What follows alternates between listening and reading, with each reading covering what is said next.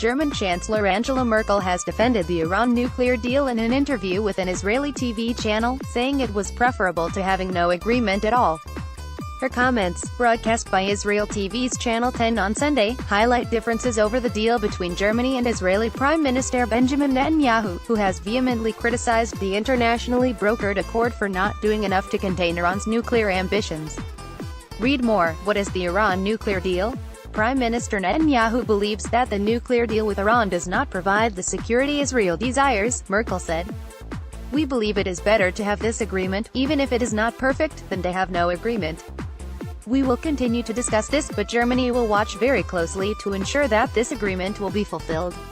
The 2015 deal with Iran, which was negotiated by several world powers, including Germany and the United States, calls on Tehran to curb its nuclear program in exchange for an easing of sanctions imposed amid fears that the Islamic Republic was seeking to develop a nuclear arsenal.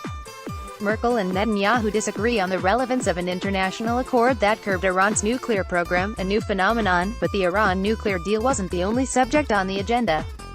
Merkel also denounced another form of anti-Semitism emerging in Germany. We have a new phenomenon, as we have many refugees among whom there are, for example, people of Arab origin, who bring another form of anti-Semitism into the country, Merkel said.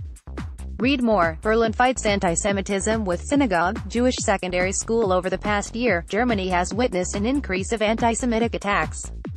Last week, video of a Syrian refugee attacking a man while calling him a Jew in Arabic prompted public outrage in Berlin.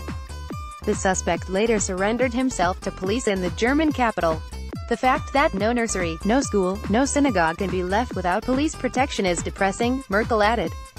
Differences on settlement building. In her interview, Merkel also touched on differences between Israel and Germany regarding the Netanyahu government's settlement expansion in the West Bank and East Jerusalem, areas that Palestinians claim for a future independent state. I think this situation causes some headaches because the two-state solution is not becoming more likely through a policy of settlement building, she said. Read more. Israel at 70, what does the future hold?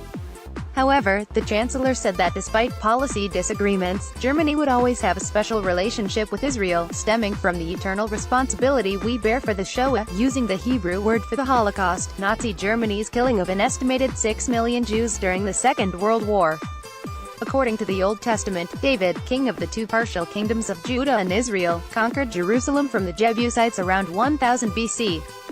He moved his seat of government to Jerusalem, making it the capital and religious center of his kingdom. The Bible says David's son Solomon built the first temple for Yahweh, the God of Israel. Jerusalem became the center of Judaism.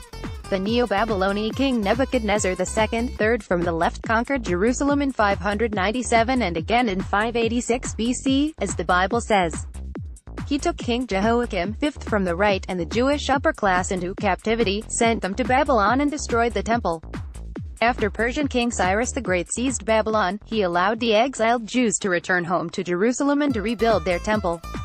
Since the year 63 CE, Jerusalem was under Roman rule. Resistance movements rapidly formed amongst the population, so that in 66 CE, the First Jewish-Roman War broke out. The war ended 4 years later, with a Roman victory and a renewed destruction of the temple in Jerusalem. The Romans and Byzantines ruled Palestine for approximately 600 years. Over the course of the Islamic conquest of Greater Syria, Muslim armies also reached Palestine. By order of the Caliph Umar, in the picture, Jerusalem was besieged and captured in the year 637 CE. In the following era of Muslim rule, various, mutually hostile and religiously divided rulers presided over the city. Jerusalem was often besieged and changed hands several times. From 1070 CE onward, the Muslim Seljuk rulers increasingly threatened the Christian world. Pope Urban II finally called for the crusade. A total of 5 crusades set out to conquer Jerusalem within 200 years.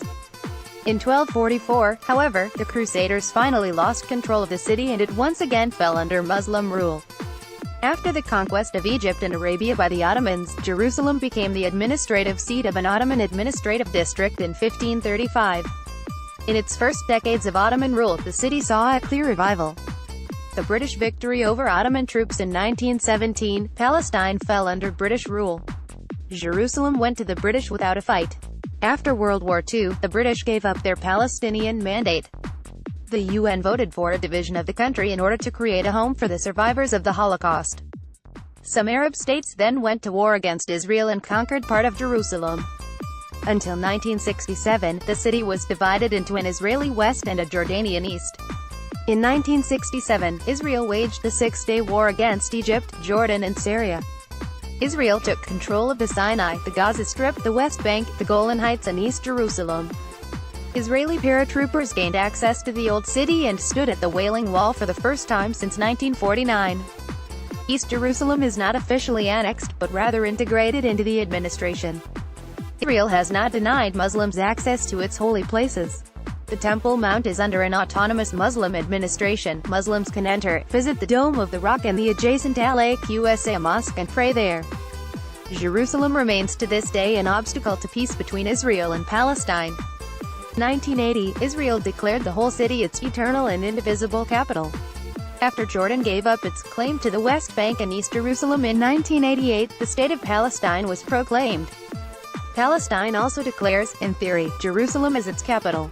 Author, Ines Ills, TJ, Say, AP, AFP, DPA. Each evening at 18:30 UTC, DW's editors send out a selection of the day's hard news and quality feature journalism.